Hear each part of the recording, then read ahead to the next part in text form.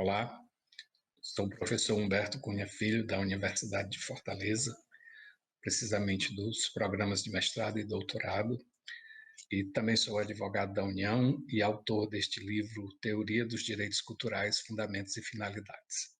Agradeço à Escola da Magistratura do Tribunal Regional Federal da Terceira Região para falar sobre o tema Direitos Culturais e Pandemia.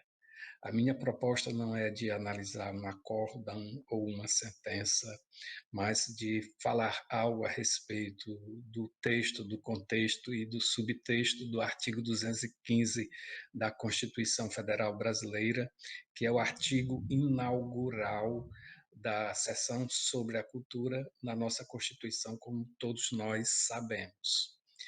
E inauguro dizendo algo que imagino que ainda pode ser provocativo, que é no sentido de dizer que no Brasil não existe um direito à cultura. Guardem aí que vou desenvolver meu raciocínio na sequência. Esse artigo 215, como todos nós sabemos, ele diz que o Estado garantirá a todos o pleno exercício dos direitos culturais e o acesso às fontes da cultura nacional e apoiará e incentivará a valorização e a difusão das manifestações culturais. Veja que ele não fala em momento algum sobre um direito à cultura.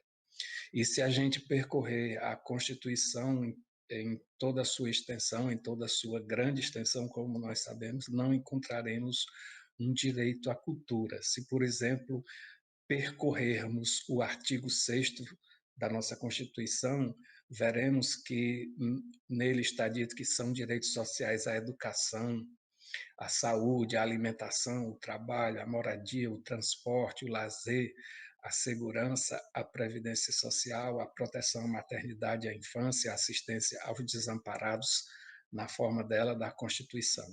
Veja que no artigo 6º nós temos alguns direitos culturais.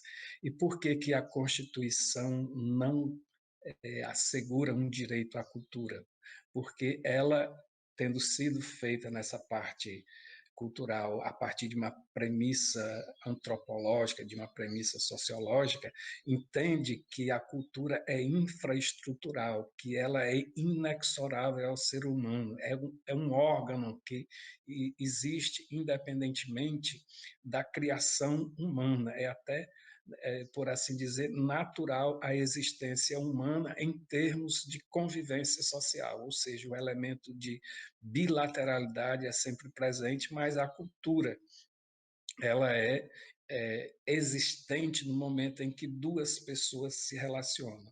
Portanto, um preceito jurídico básico é aquele de que uma norma, para ser jurídica, ela deve ter a possibilidade de ser descumprida, e não existe essa possibilidade do homem com relação à cultura. Portanto, o que é que a Constituição fez? Entendeu esse gigantismo da cultura e disse que, a rigor, o que se protege não é a cultura como um todo, mas alguns direitos culturais.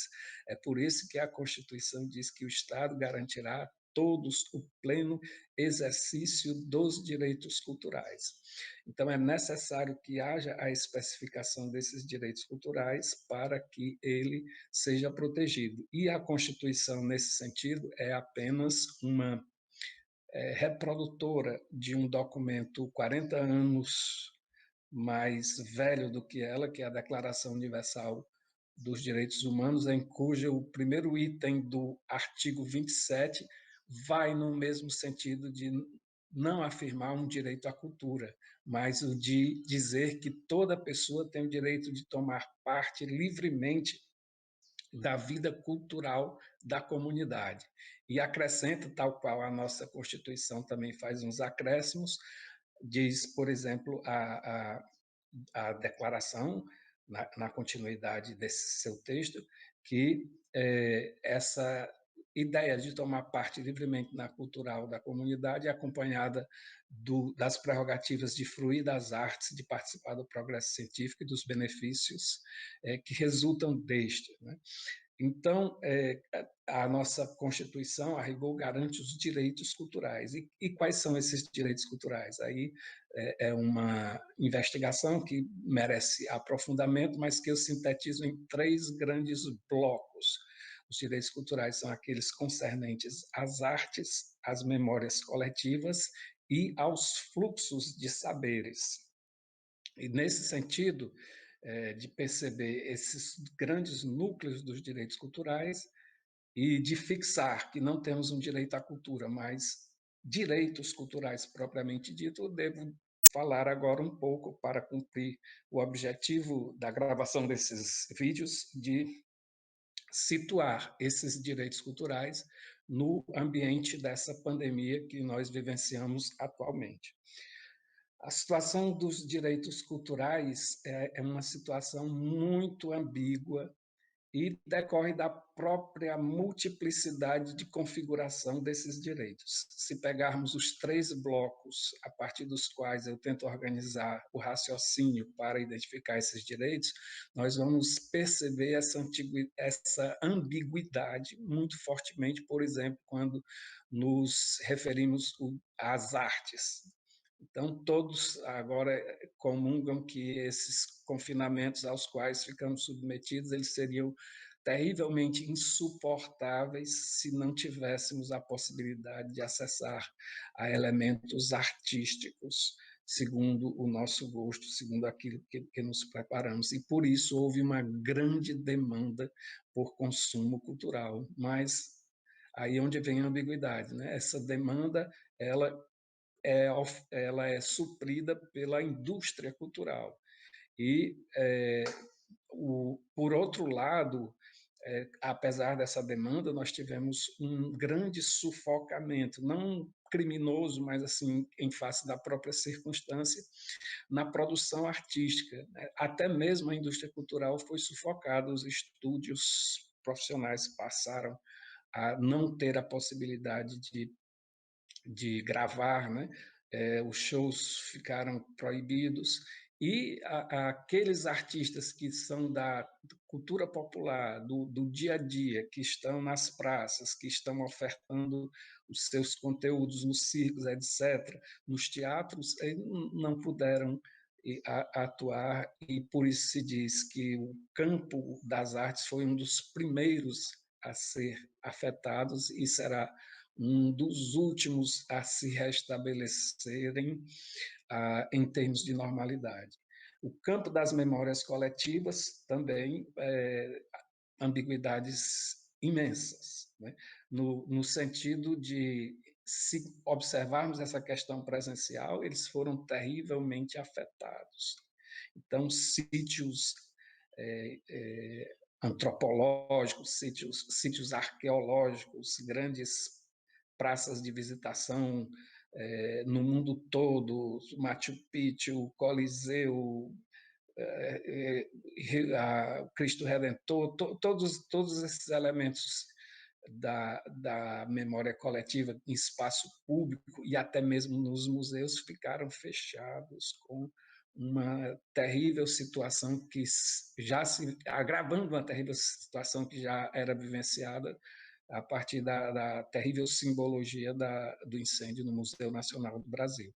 Por outro lado, que é que nós temos a construção de um novo tipo de memória coletiva compatível com os nossos tempos, como é o caso daquilo que poderíamos chamar da memória virtual, que já inclusive gera problemas como o problema do espólio virtual.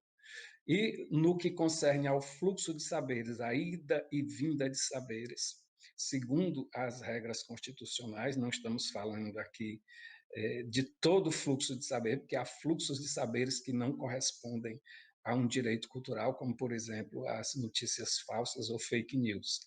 Então, esses fluxos de saberes, nós tivemos um incremento que eu acho que nunca vivenciamos, que acho não, com certeza nunca vivenciamos em um momento algum na nossa história. As aulas pela internet, as conferências, os tribunais, os parlamentos, tudo funcionando nessa troca de saberes a partir da internet. Mas, por outro lado, uma perda terrível do contato presencial, da presença humana, o que, por um lado, não muito bom, até nos robotiza, nos tira a dimensão de perceber a realidade a partir dos nossos sentidos reais e não intermediados por uma tela. Então, essa é mais ou menos a situação dos direitos culturais no ambiente da pandemia, a partir da premissa da Declaração Universal dos Direitos Humanos e da nossa Constituição. Muito obrigado. Grande abraço.